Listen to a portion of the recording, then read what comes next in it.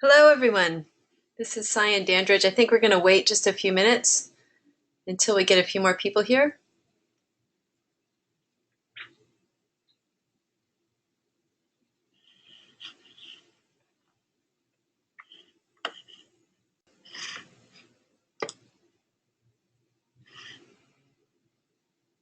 Okay, I think I'm going to get started. This is Cyane Dandridge. I'm with Strategic Energy Innovation, and we are partnering with EAH to do some work around trying to help reduce the overall water usage of all the properties. And part of this was for us to give everyone a sense of why this would be important. How is water use really affecting our overall climate, and what is our overall climate situation looking like right now?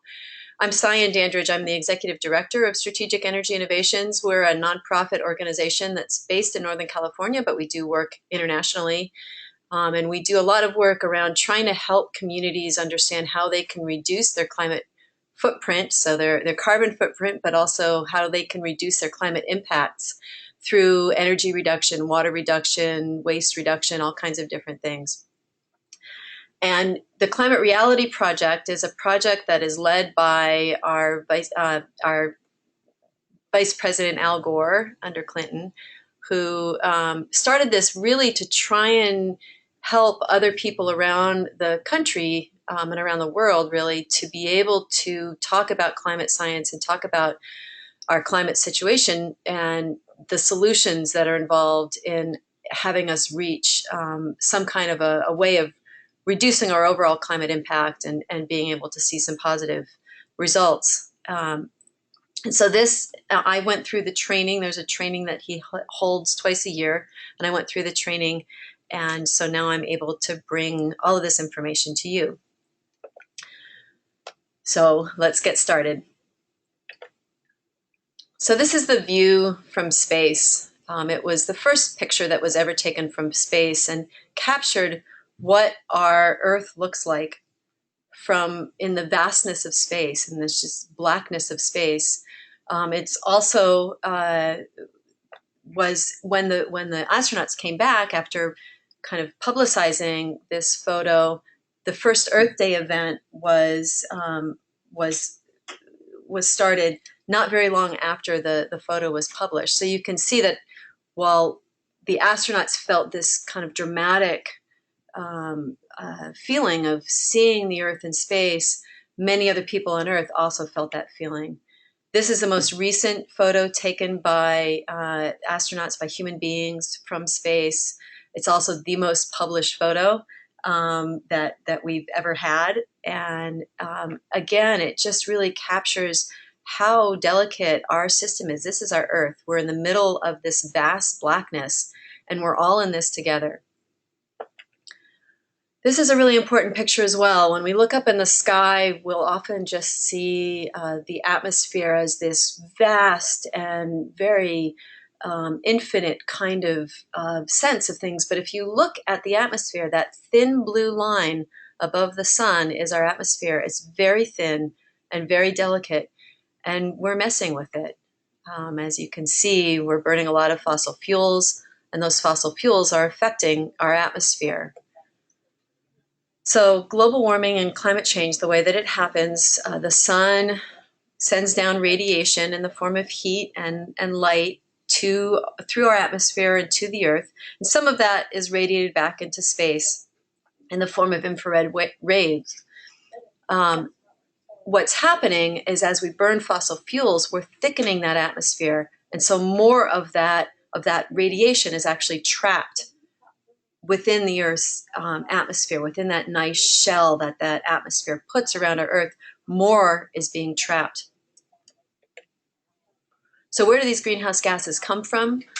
From a lot of different sources: coal plants, industrial processes, fertilization, primarily from burning fossil fuels. Our global carbon emissions over time, as you can see, has grown significantly. So you can see where the Industrial Revolution hit at around 1850, and just this significant growth in our burning of fossil fuels over time. What this has done is it's, as we saw from before, that it's created a shift in our global mean temperature, so global warming. So if we look at the 1950s as kind of the mean temperature, over time, we're seeing a shift in the overall temperature that we're measuring on Earth. And in fact, the extreme temperature events used to cover just 0.1%. Now they're covering 14.5%, almost 15% of all weather events on Earth are extreme weather events. It's pretty dramatic. What does this mean? Well, we're seeing heat waves. 2,300 people died in 2015 in the India heat wave. We had another 1,200 people that died in Pakistan from the Pakistan heat wave. The heat index in Iran reached 165 degrees Fahrenheit, completely unlivable and unsustainable. We're seeing equivalent kinds of heat waves all over the world, all throughout Europe, throughout the United States.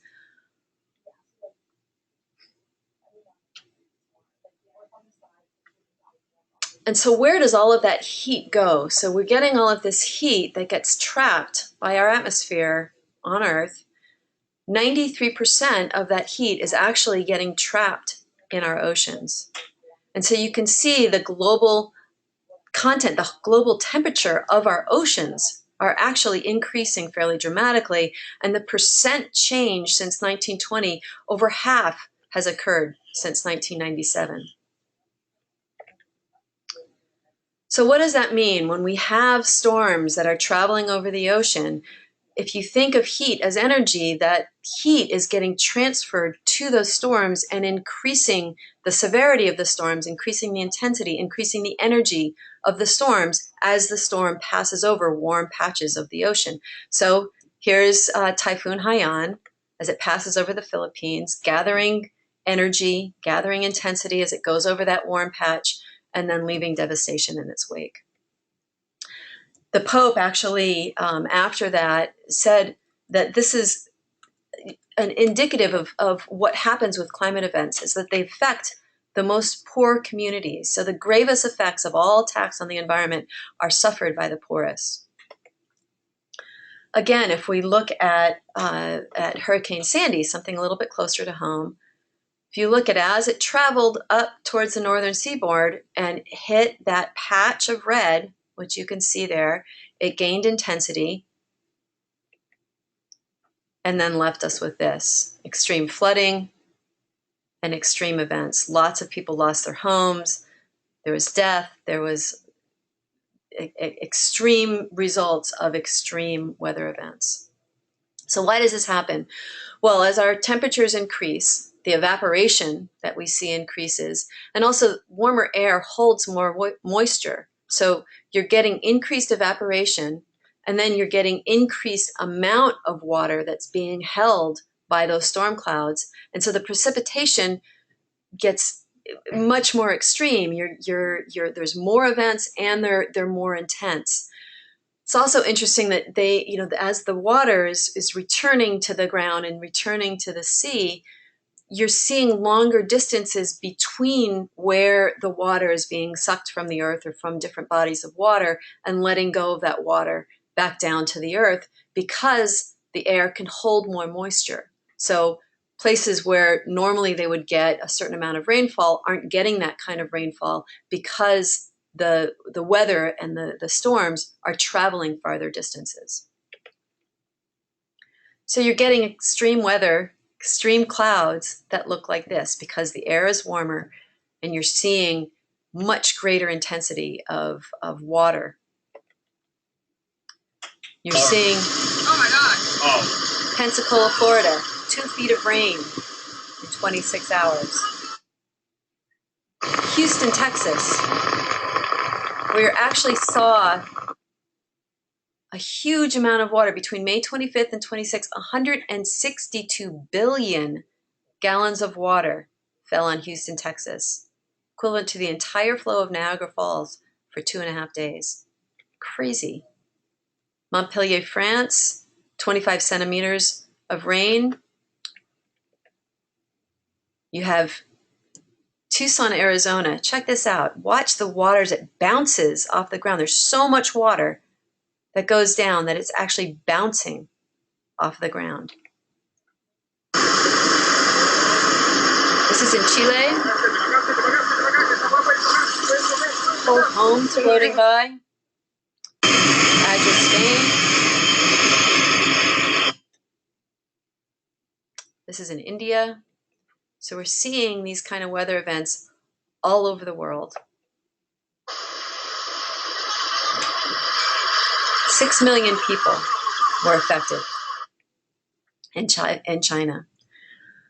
So as global temperatures continue to increase and the Earth's water cycle intensifies even more, you get bigger, harder downpours, and simultaneously causing longer and deeper droughts. So what's happening is you're getting increased evaporation from the ocean into the atmosphere. And then the water, as I said, was warmer, so it can hold more water vapor, heavier downpours. Snowpacks are melting earlier, and they're melting more quickly because the temperatures are warmer. There's also longer intervals between the drought-stricken areas because between the stricken areas, between the downpours, which makes the droughts even worse.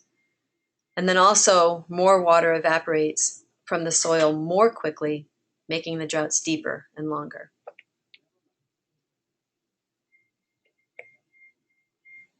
So as we look at these worldwide weather events, I mentioned earlier that there's an increase of those extreme weather events. And you can see here the kinds of events that we're showing. It's not just temperature, it's also droughts, fires, floods, mudslides, storms. So to understand how drought is a result of climate change, you can see there's the water being pulled from the ocean in the same way it's being pulled from the land. So you're getting evaporation from the ocean the same way that you're getting evaporation from the land, which causes a deeper drought. So you get things like this in the Philippines, in Sao Paulo, Brazil, where actually over 140 cities in Brazil had to ration water in 2014. Then you see in South Africa, they're experiencing some of the worst droughts in history. And all of this leads to wildfires, droughts, dry land, vegetation, leads to more and more availability for lightning to strike and for fires. So one of the interesting things that I learned was about some events that happened in Russia, 2010. So usually I wouldn't go back this far to talk about some weather events, but 2010, there was, because of the drought and because of the climate crisis, there was fires all over Russia. And the 55,000 people died, but also they had to actually limit the amount of food exports and eventually completely eliminate the number of food exports from Russia to other countries around the world. 4 months later, world food prices reached record highs because they halted those grain exports. So you can see those record highs, those 2 points right there, the 2 spikes within 3 years. And that one that's around 2011 is one really to take note of, because that's when there were food riots all over the world. We had food price protests in India, there was in Bolivia, and this one in Tunisia. This is what started the Arab Spring, when a food vendor set himself on fire. So also 2010, that extreme drought affected farmers all over the world, including Syria, where this Syrian farmer had 400 acres of wheat, and now it's all desert. 2006 to 2010, 60% of Syria's land turned into desert and killed 80% of their cattle. 1.5 million people, mostly farmers, flooded into Syria's already crowded cities. This is an interesting quote from Lord Ashdown when he said that this is just the beginning of the future, this kind of mass migration of people due to climate change, populations flooding into cities, into other parts of their countries because they don't have the livelihood that they used to have, growing crops or having access to clean and healthy water. So in fact, the Syrian Minister of Agriculture stated publicly that the economic and social fallout from the drought was beyond our capacity as a country to deal with. So all of that mass influx of people coming into the cities, the Syrian Minister of Agriculture said was beyond their capacity to deal with as a country. And in fact, this is what happened. 2015, mass exodus Syrian people from Syria. Of course, there's a lot of other factors that created that mass exodus, but climate change was certainly one of those aspects. Not only is it affecting human life, but also animals and plant life. We're now at risk of losing up to 50% of all living species in this century. Vertebrates declined 49% on average from 1970. In fact, it's interesting to see what else is happening. So oceans are not just gaining in temperature; they're also the carbon dioxide in the atmosphere is also going into our oceans, creating increased ocean acidification. So a healthy ocean looks like that one with the fish swimming in and over to the far left. As you increase the acidification, the coral reefs start to die. The plants and the animals in the reefs start to die until you're left with the one that's on the far right. In fact, by 2050, warmer waters caused the maximum fish catch to decrease by 50%. So not only are we decreasing the amount of species and the amount of animals in the oceans, but it's also people's livelihoods are at risk.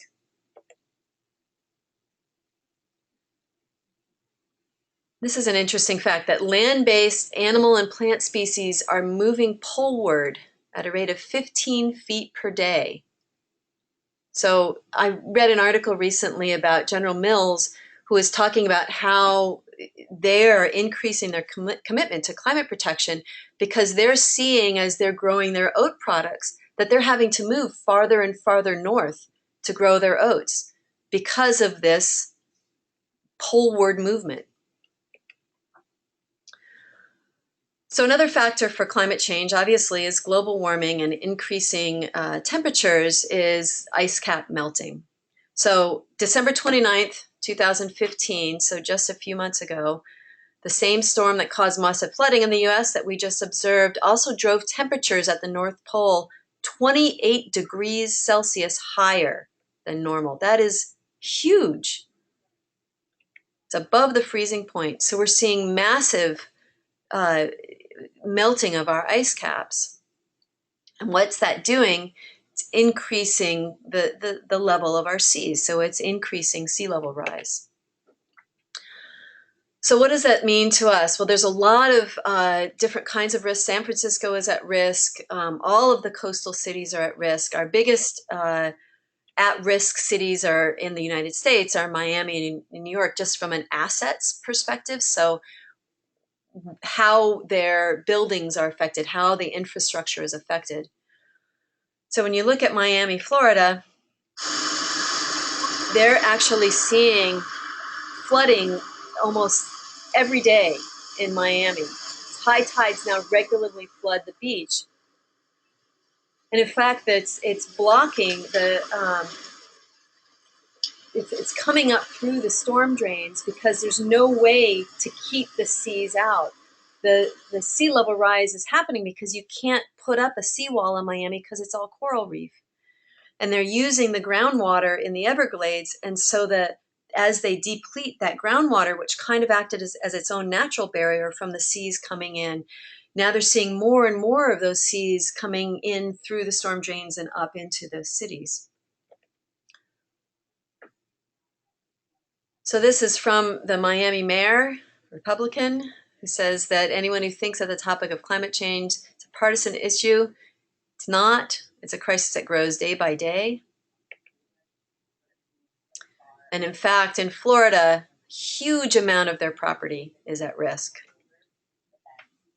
New York City, also $129 billion worth of New York City now lies in flood zones. And to top it off, insurers are saying that warming oceans really are making most parts of the world uninsurable.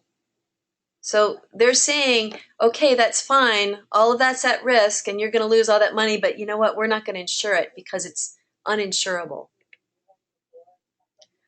In fact, Kiribati is the first nation in the world to purchase land in another country to house its climate refugees. Malta, I think, recently even did have a mass, it talks about doing a mass migration to another country as well. So countries that are at the greatest risk are really having to look seriously if they will have a country in the future.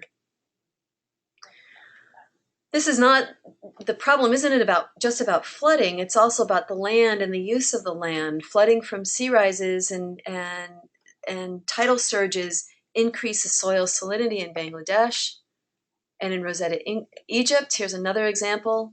This farmer now has infertile land because of saltwater intrusion. So the cost of carbon is pretty extreme. You have political instability, floods, mudslides, dying coral, which we saw, climate refugees, melting glaciers, famine, water scarcity, ecosystems being wiped out, species being wiped out, and much, much more. So let's go now and see what's happening with California and Hawaii, which is where most of us are really focused in our work and our efforts.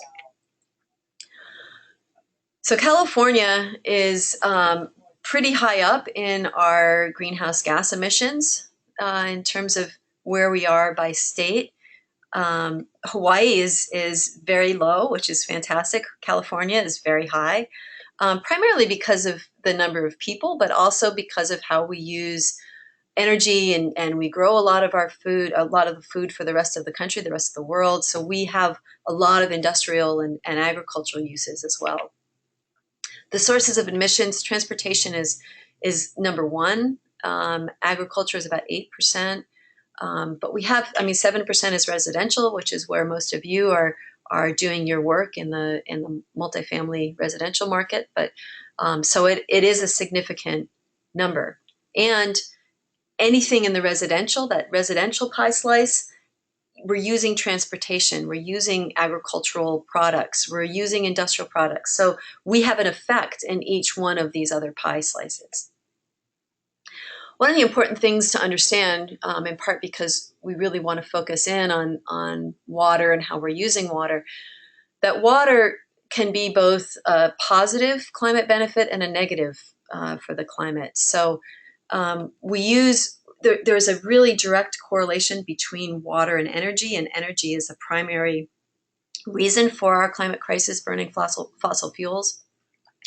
But water can reduce our dependence on fossil fuels through hydropower,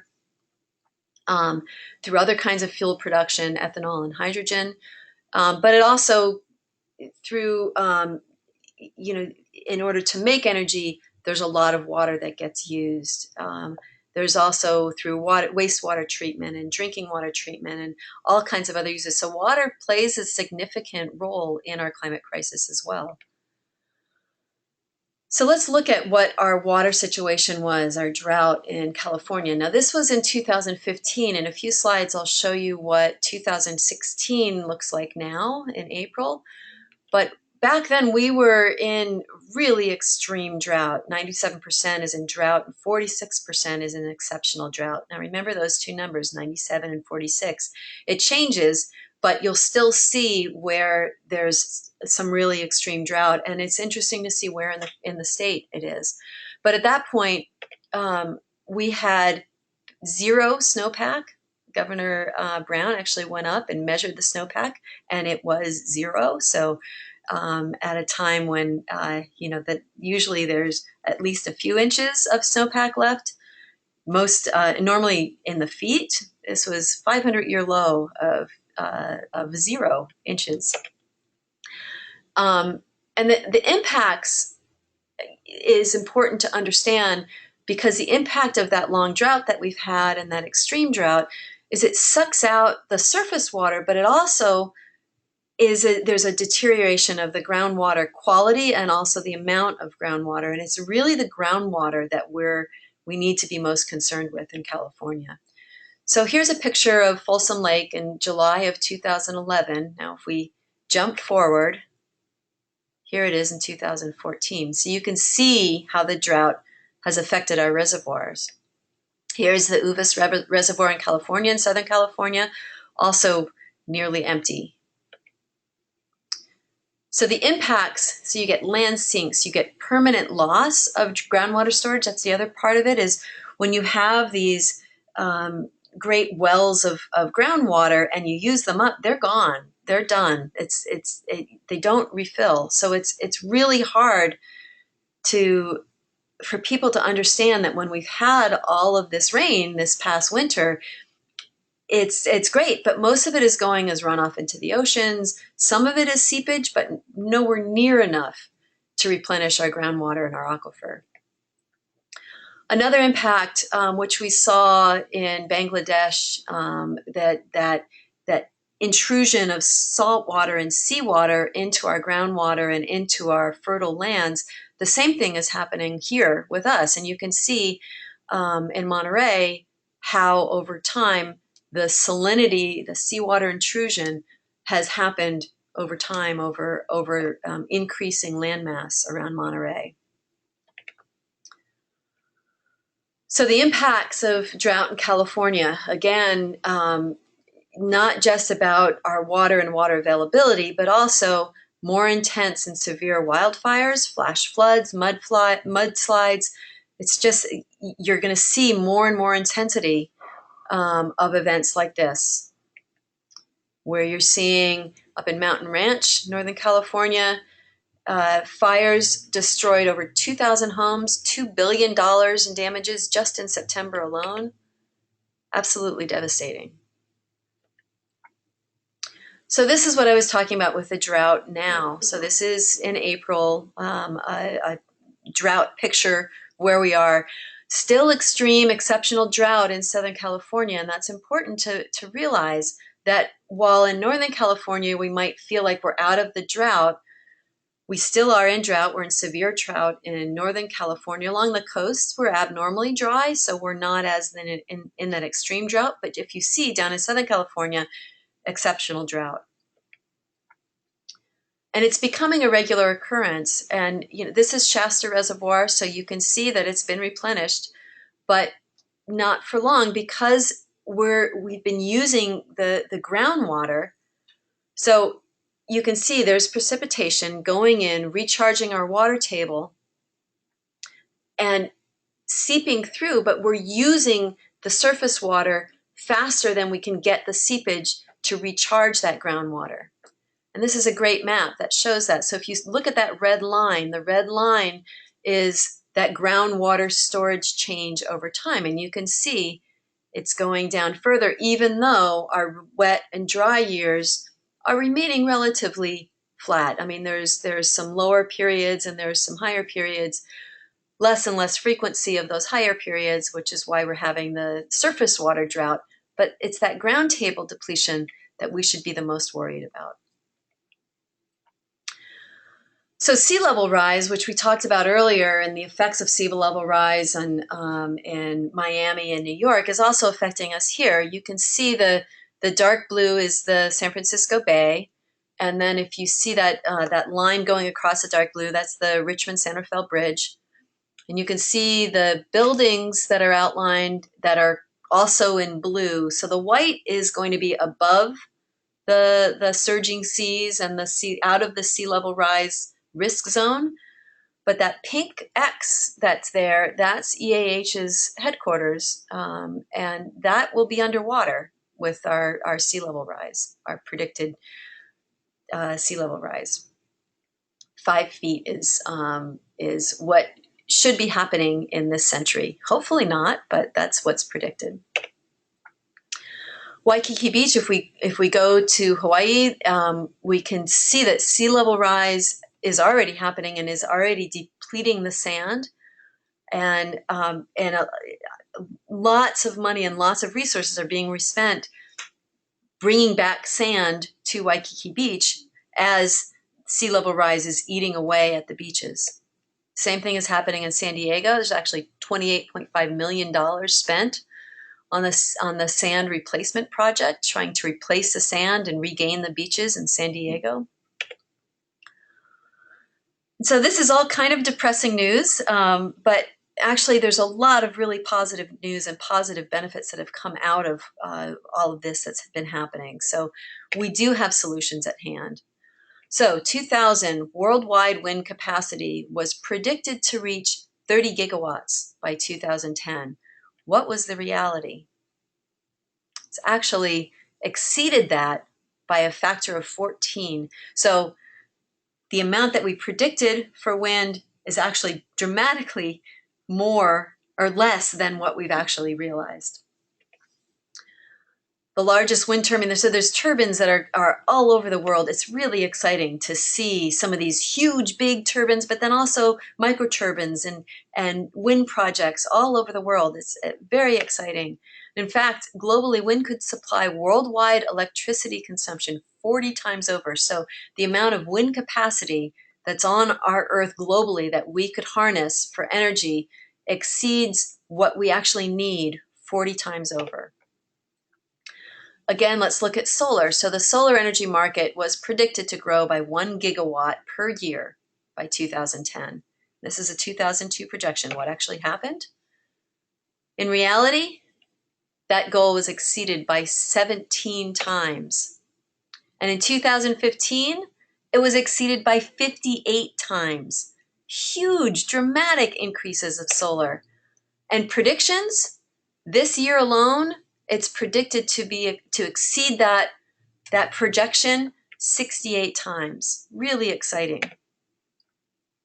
Cities all over the United States are contributing to this by saying that they're going to be going to 100% renewable energy. Greensburg, Kansas, Burlington, Vermont, Aspen, Colorado, all over the country.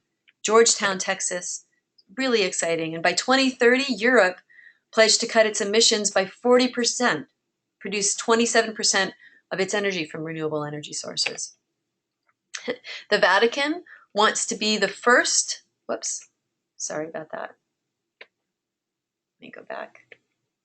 So the Vatican wants to be the first country in the world, the first state to be 100% renewables.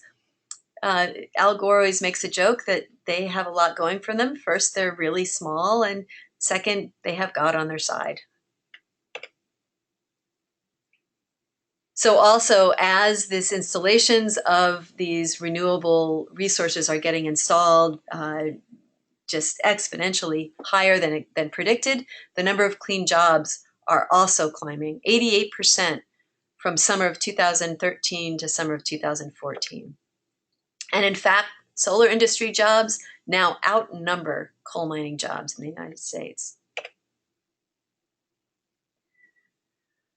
So this is interesting. This is from the Deutsche Bank, and they're saying that they believe that the trend is clear that grid parity without subsidies has already occurred, and that solar penetration rates are set to ramp up worldwide. That's a bank saying that they're seeing investments in solar as being something that makes a lot of sense. And in fact, Warren Buffett uninvested in all of his fossil fuel related industries and invested into solar, and in fact just signed a contract to purchase solar power for a Nevada utility at 3.8 cents per kilowatt hour.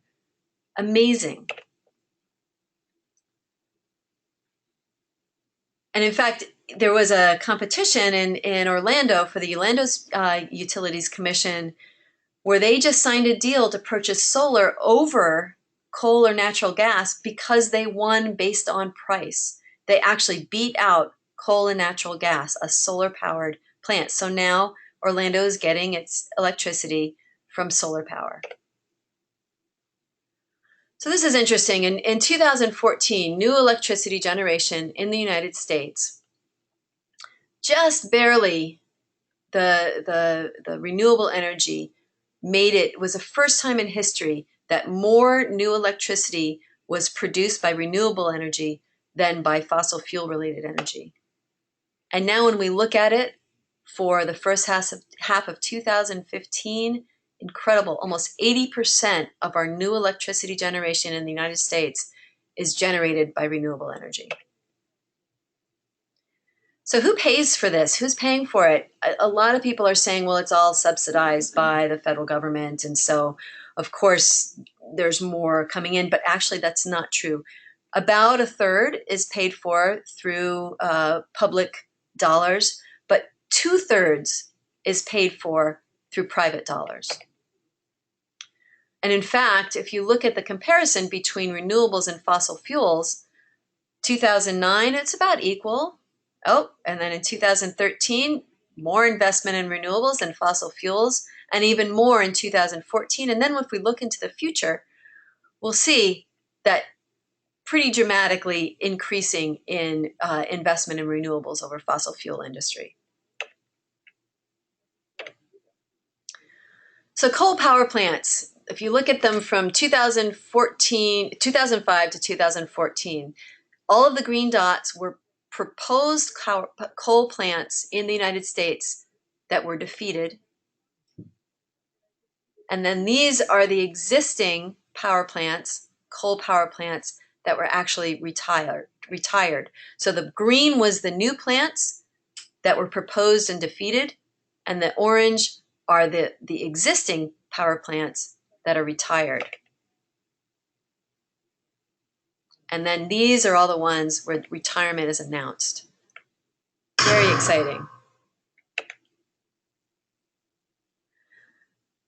So another thing a lot of you might have heard about is the climate talks in Paris. Virtually every nation in the world was represented and agreed to work together to achieve zero net greenhouse gas emissions.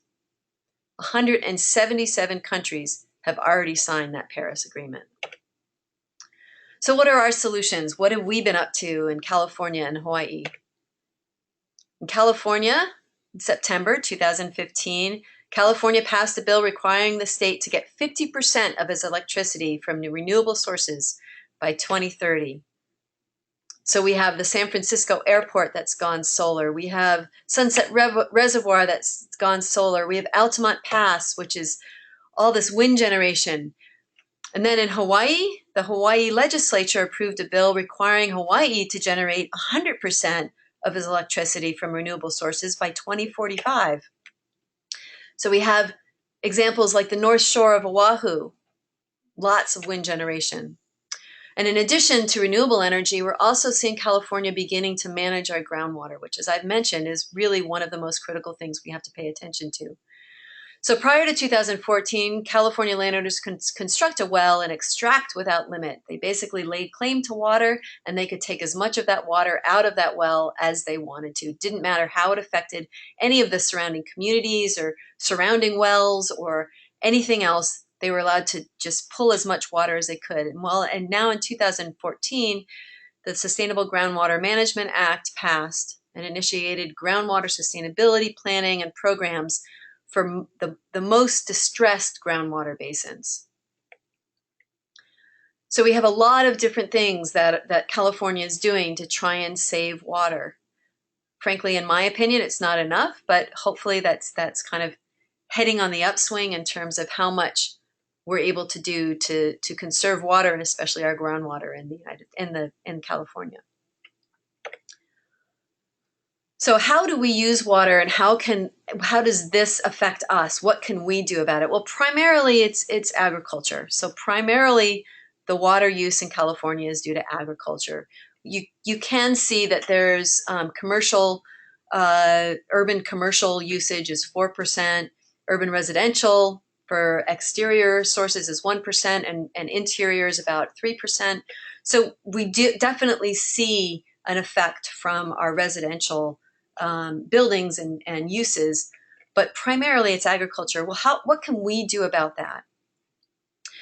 If you're looking at just the household water use, here's how it breaks down. So making sure that you have a low flow toilet is probably number one. But then also our clothes washers, making sure that we have the horizontal axis low water clothes washer is also important.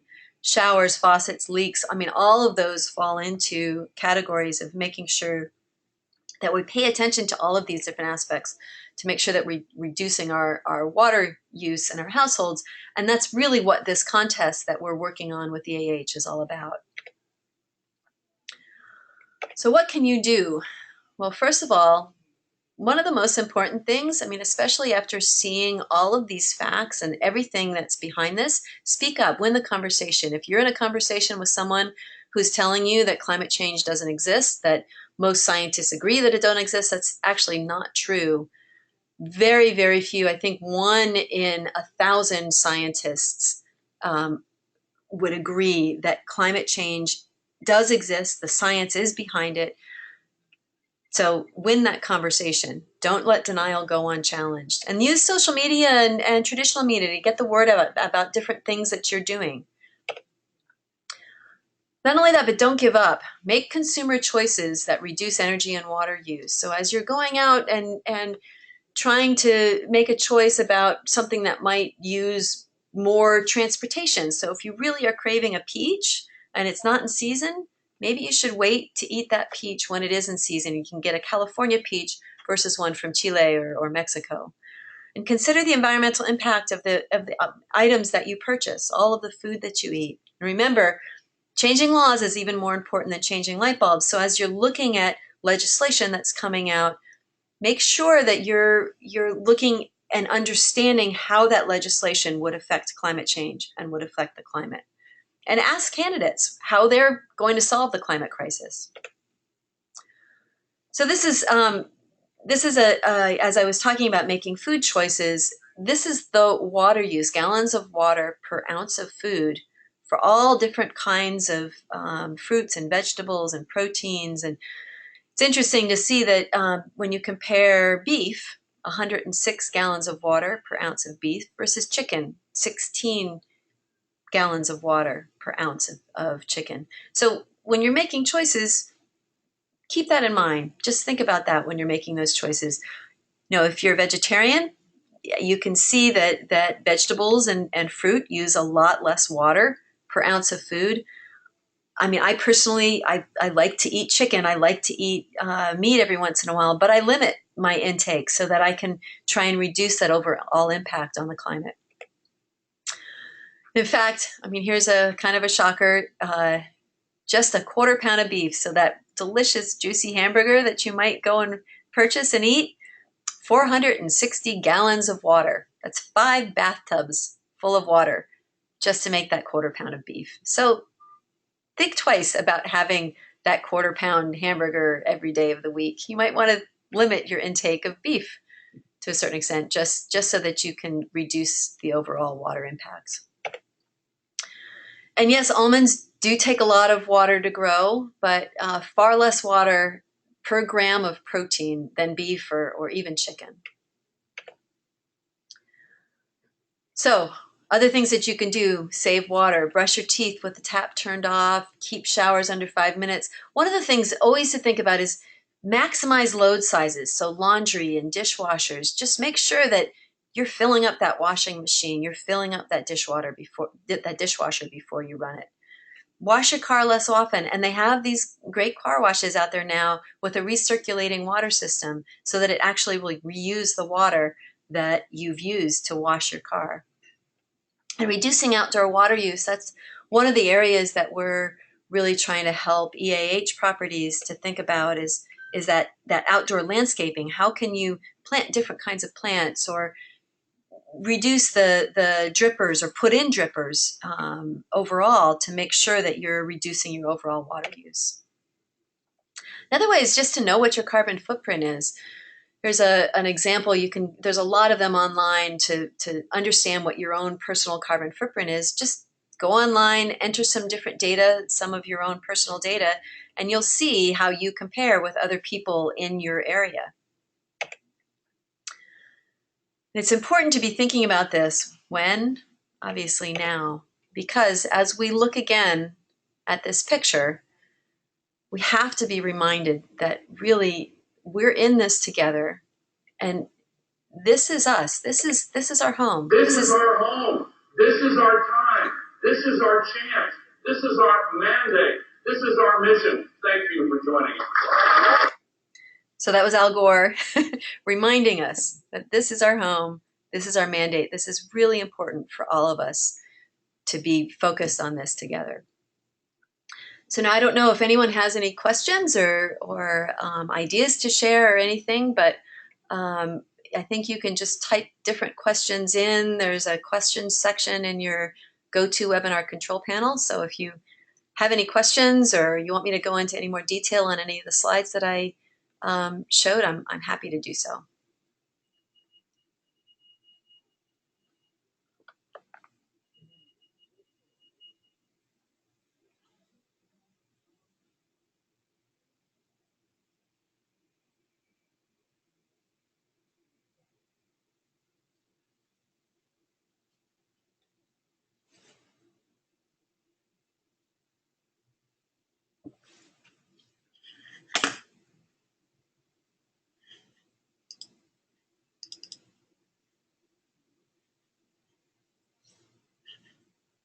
Are both poles losing their ice caps? Yes, in fact, what's happening in the North Pole is we're seeing increased temperatures. There's a lot of different factors that are happening actually on each pole. So the North Pole it's increasing temperatures, and at the same time that it's increasing temperatures, there's more sediment that's in the ice, that as the ice melts, that sediment basically becomes more visible. And so the sediment is darker than the ice, so it's not reflecting as much of the sunlight back into space, and it's absorbing more. So the increase in melting is actually increased in the North Pole. What's happening on the South Pole is interesting. It's actually the water that's underneath the South Cap that's warming and melting the ice from underneath. And so we're not really able to completely predict what's going to happen on the South Pole, but it's looking like that South Pole, I mean, if that were, a big chunk of that ice were to break off and melt, it's the kind of sea level rise, and what we're going to see is much bigger than what we're seeing even just from the North Pole's ice caps melting and the ice sheets falling into the sea. So I hope that answers your question, Benita. Laura, so Laura Hall, where should we focus our attention first at the property level to make the biggest impact? And I think overall, looking at so the overall climate impact that we all need to make, I think one aspect that each property manager should be looking at is how can we educate residents on choices that they're making?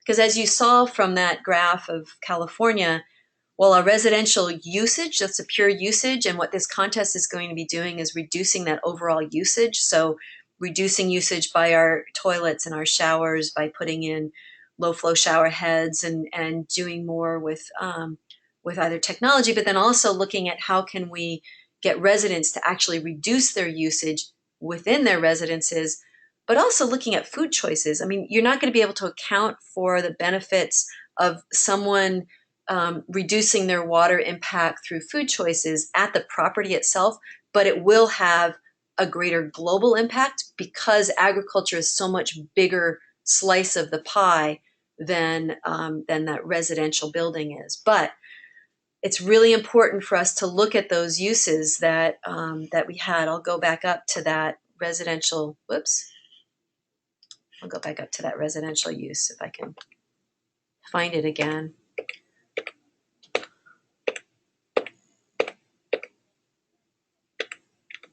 So there. So looking at toilets, that's more of a technology solution. Clothes washers, and dishwashers, just making sure that you're telling your residents to have full loads when you're doing your laundry, to make sure that the washing machine is full, that you're not doing 5 loads of laundry, but you're doing 2 loads of laundry. Reducing their water use, shorter showers. I mean, you can see that's 20% of the total average household water use.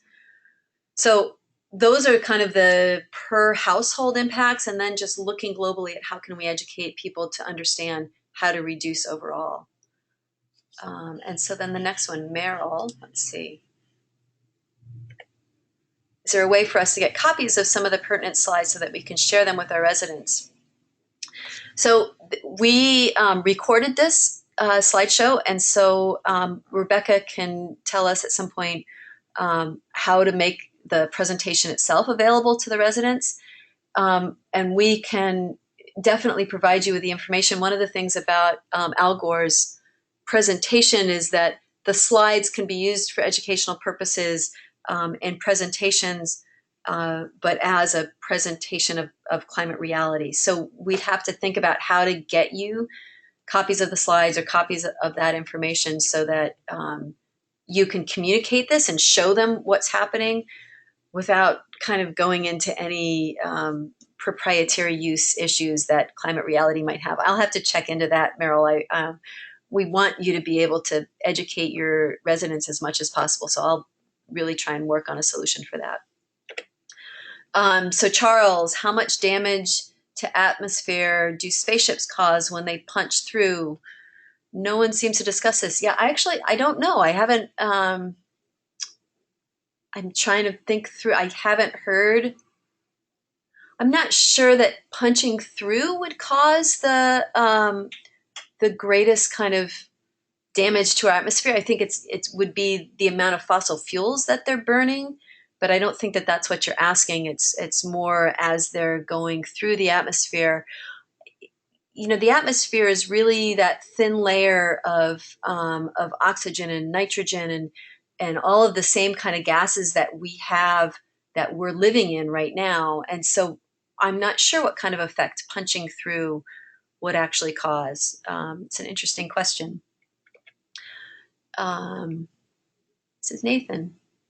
Okay. Oh, and yeah, so Nathan, who's in one of our staff members working on this project with all of you, in answer, I think, partly to Laura's question, is that we can also encourage residents to report water leaks. That's going to be a huge impact. So just making sure that, you know, they can see if a toilet is leaking or a faucet is leaking or something like that, or, you know, especially if your external drip system might have a leak, or if a sprinkler is on at the wrong time of day and just pumping out water because there's a leak with it. Those are all really good points. And Rebecca says, yes, this recording will be available for use after today. Angela, if we have adjusted the toilets, added all new aerators, fixed faucets, and tell residents to shower every 3 to 4 days, no dishwasher, no car washing, anything else we can do? So dishwashers, car washing, let me see if I can, whoops. Sorry. Yes. So anything else we can do? So we already talked about reporting leaks. I think that's an important one. Also, just kind of globally, I think one of the things that I always talk to whenever I do a program with students, I always talk about the 5 R's. Most people know the 3: reduce, reuse, recycle. The 4th, some people know about rot or composting. The 5th is one that I think is one of the most important, which is rethink. So I think the thing to talk to residents about is just to help them to really be conscious of how they use water and what are the kinds of things that they use water for, and then how can they think about it differently? How can they reduce their water use? You know, there's all kinds of extreme things that they can do, but when they're brushing their teeth, making sure that they're turning off the faucet.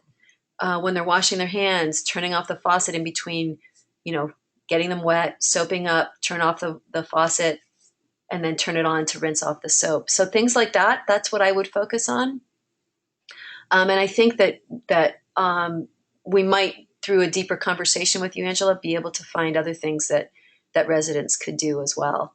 And then you say you're also concerned about wind power. We have lost a lot of birds because of wind turbines. And that's absolutely, definitely a cause for concern. One of the interesting things, so I'll address that in a second, but one of the interesting things that I read about recently, there's some really big issues in the North Sea and around in that area, loss of sea life, in part because of the way that they're fishing. They're doing these drift nets and these, scraping up everything from the ground in order to pick up every single bit of life that they can, to sell. And they've been putting in these wind turbines in the North Sea. And what they're finding is that the sea life that's surrounding these wind turbines has grown astronomically, because first of all, the drift nets and the scrapers can't get around the bases of these turbines, so they avoid that area. But also, the sea life is seeing it as a new form of habitat. So they're creating a habitat out of these big pilings that are from these wind turbines. And there's actually an increased amount of bird life around these wind turbines as well, and not as much loss. And so I'm not sure exactly. I think that there's different technologies to reduce, wind turbines that move more slowly. And people are paying more and more attention to that because of the concern about loss of bird life. But I just thought it was interesting. Yes, it's definitely a concern, but you also need to compare to if you're increasing fossil fuel use again because you're decreasing wind turbine use, acid rain and the loss of bird life and the loss of habitat due to acid rain and other kinds of outcomes because of burning fossil fuels and because of mining coal. What's the comparison? And actually, some people have done reports, and the comparison is that burning fossil fuel is more harmful to bird life than the wind turbines. So I know that, I wish I could say that, there's technology solutions that birds aren't going to get harmed, but, I think that right now there's not a perfect solution, and we need to think about what's the best solution that we have. Certainly not putting a wind turbine up in a migrating bird path would be one of the solutions. I'd like to include so Michelle Parker, I'd like to include the children in this discussion at the properties. Do you know of any resources or websites that I could use to help educate and encourage water conservation? We're more than happy. We do a lot of education. SEI actually does a lot of education. We worked with EAH, in fact, to do some work at one of the family sites in an after-school program to help the students and the children to really learn about energy conservation and water conservation. And then they educated the rest of the residents, their parents, and the adults at the site on how to reduce energy and water at the site. It was really fun. And we made a video that came out of that. And I think that video is available if you want to use that at your properties. The children are coming up with different solutions for energy reduction and water reduction. But SEI also has a lot of different curriculum that we have available that we can share. I'm sure that Rebecca would be happy to talk with you more about that. How much does planting trees contribute to ending global warming? I do not off the top of my head, sorry, remember what the one tree is worth of carbon dioxide when, removal. So they're like carbon sinks. One of the problems with planting trees that some people have brought up is that when you're planting trees, you're also digging up soil, and that digging up of soil, you're releasing carbon into the atmosphere. I think over time, the benefit of planting a tree is by far exceeds that kind of immediate effect of putting more carbon dioxide in the atmosphere from digging up the soil. But it is something to keep in mind. And really, we shouldn't be cutting down the trees in the first place. We should leave them up to be our carbon sinks. And I think that that's it. Those are all my questions that you guys have asked. Thank you so much for spending the time with me. I really appreciated it, and I so appreciate the opportunity to share the webinar. Please feel free to reach out to us directly or through Laura to talk with us more about what you guys can do at your properties. And I hope you all have a wonderful day.